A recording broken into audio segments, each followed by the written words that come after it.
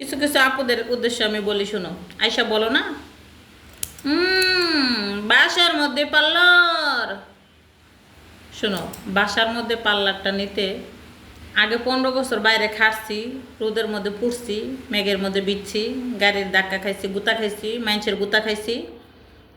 তারপরে বাসার মধ্যে পার্লারটা নেওয়ার মতো সুযোগ হয়েছে, তাও খুব কষ্ট করে, যুদ্ধ করে, বাড়িওয়ালারে খুব কষ্ট করে ম্যানেজ করে পাশের রুমের ভাড়াতে খেদাই দিয়া 2 ফ্ল্যাট একসাথে করছি। এখন শুনো, 2 ফ্ল্যাট একসাথে করে আমি বাসা আর পার্লার একসাথে করছি, এখানে কি তোমাদের কোনো প্রবলেম আছে?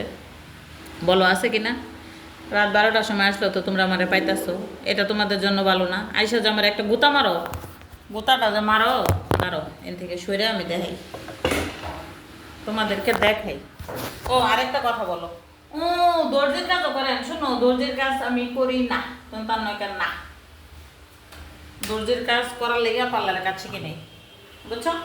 নিজের কাজ নিজে করি, মানুষে আমার জামা বানাইতে পারে না, খেজা লেগে যায়, জামা টান দিয়ে সিরিয়ালে লেগে নিজের জামা নিজে বানাই। এই দেখো 3টা রুম খালি পার্লারে লেগে রাখছি, এই 3টা রুম শুধু পার্লারের জন্য রাখছি। একটা রুমে খালি কোনা দিয়ে আমার মেশিনটা ফেলাইছি। তাইলে এখন তোমরা বলো যে পার্লার আর বাসা একসাথে করে কি আমার ভালো হয়েছে? অবশ্যই আমারও একটু ভালো হয়েছে, তোমাদেরও একটু ভালো হয়েছে যে তোমরা আসলে আমাকে পাইতেছো।